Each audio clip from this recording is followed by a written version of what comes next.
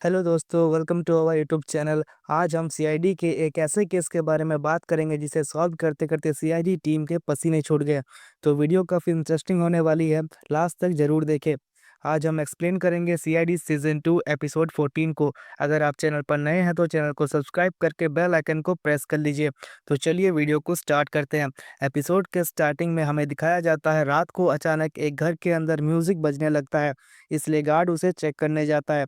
Guard वहां जाकर देखता है एक पुतली अपने आप डांस कर रही है। जैसे ही वो उसके सामने जाता है, कठपुतली अपनी आंखें खोलती है और उसका गला पकड़ लेती है। लेकिन गार्ड बच जाता है क्योंकि जो औरत कठपुतली के भेष में थी वो मर चुकी थी। अगले दिन सीआईडी वहां पहुंच जाती है। सीआईडी वाले लाश को देखकर हैरान हो जाते हैं। फिर वो अपना इन्वेस्टिगेशन स्टार्ट करते हैं। तब गार्ड बताता है, सर इसने रात को मुझ पर अटैक भी किया था। तब सीआईडी वालों को पता चलता है ये लड़की पहले ही मर चुकी थी, रात में इस मैकेनिज्म की वजह से डांस कर रही थी। फिर अभिजीत बोलता है, खूनी सिर्फ खून ही नहीं कर रहा, वो कोई स्टेटमेंट भी दे रहा है।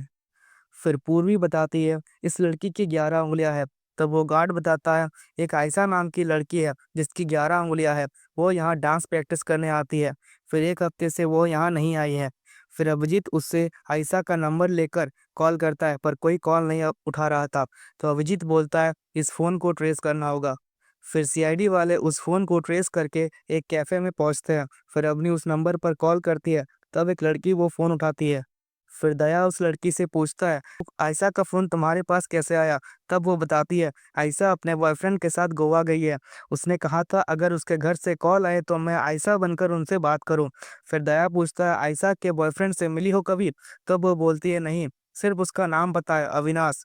फिर दया और अभिजीत अविनाश से मिलने जाते हैं। फिर दया उससे पूछता है आयशा कहाँ है? तब वो बताता है हम दोनों ने गोवा जाने का प्लान बनाया था। फिर हम जिस दिन जाने वाले थे वो उस दिन वहाँ आई ही नहीं। तब मैं बहुत गुस्सा हो गया, इसलिए उस दिन से मैंने उससे बात नहीं की है।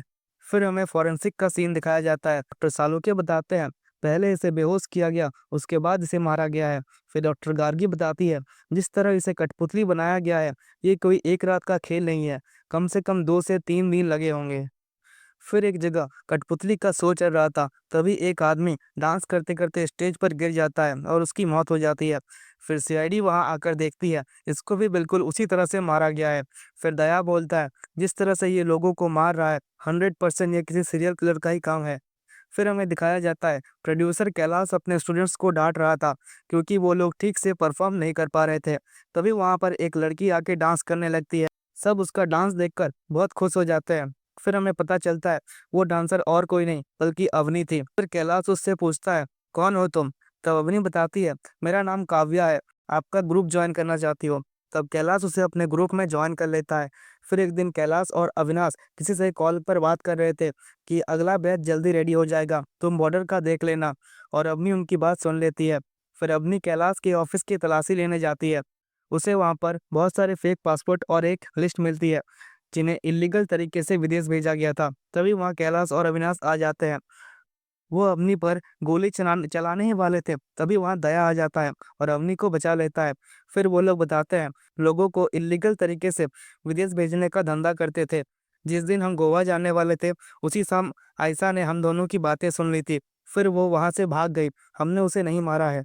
फिर हमें ब्यूरो का सीन दिखाया जाता है जहाँ पंकज बताता है मुझे आयशा और कुमार के बीच एक कॉमन लिंक मिला है। पिछले महीने एक अवार्ड शो हुआ था, वहाँ इन दोनों को भी अवार्ड मिला था। फिर अवनी आकर बताती है आयशा उस दिन जिस गाड़ी में बैठकर भागी थी उसका पता चल गया है, यह कार किसी महेश के नाम पर रजिस्टर्ड थी। तब एसीपी सर बोलते हैं पता लगाओ ये महेश कौन है और क्या करता है। फिर सीआईडी वाले करिश्मा जी से मिलने जाते हैं जिसने वो अवार्ड शो ऑर्गेनाइज किया था। फिर दया उन्हें बोलता है हमें उस दिन की गेस्ट की लिस्ट चाहिए। फिर हमें फॉरेंसिक का सीन दिखाया जाता है जहाँ डॉक्टर सालुके बताते हैं हम इन दोनों पर एक खास तरह का केमिकल मिला है जो आसानी से नहीं मिलता, इसे स्पेशल ऑर्डर देके मंगाया जाता है। तब एसीपी सर बोलते हैं अभिजीत पता लगाओ हाल फिलहाल में ये केमिकल किसने मंगवाया है। फिर दया और अवनी एक म्यूजियम में जाते हैं क्योंकि उस म्यूजियम में हाल ही में वो केमिकल मंगवाया गया था। वहाँ की ओनर का नाम था आकांक्षा। दया को उस पर शक होता है। फिर हमें ब्यूरो का सीन दिखाया जाता है जावनी बताती है सर उस महेश का पता चल गया है। तब उन्हें पता चलता है महेश और उसका परिवार एक कठपुतली शो के दौरान उनकी मौत हो गई थी। तब उन्हें पता चलता है खूनी का अगला शिकार एक गायिका होने वाली है। फिर हमें एक औरत को दिखाया जाता है जिस पर खूनी हमला कर देता है। इधर ब्यूरो में दया आकर बताता है हमें उस लिस्ट में 5 औरतों के नाम मिले हैं जो अगले शिकार हो सकते हैं। फिर पूर्वी बताती है 4 लोगों से बात हो चुकी है मगर 5वीं का नंबर नहीं लग रहा है, उसका नाम माया है। फिर अभिजीत और दया माया के घर जाते हैं पर उन्हें वहाँ कोई नहीं मिलता है।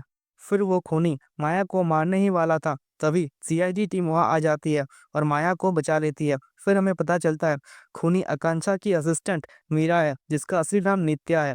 फिर वो अपनी कहानी बताती है और ये एपिसोड यहीं पर ख़त्म हो जाता है। ये एपिसोड आपको कैसा लगा हमें कमेंट में ज़रूर बताइए। अगर आपको किसी और टॉपिक पर वीडियो चाहिए तो आप हमें कमेंट में बता सकते हैं। मिलते हैं एक और नए वीडियो के साथ, तब तक के लिए जय हिंद।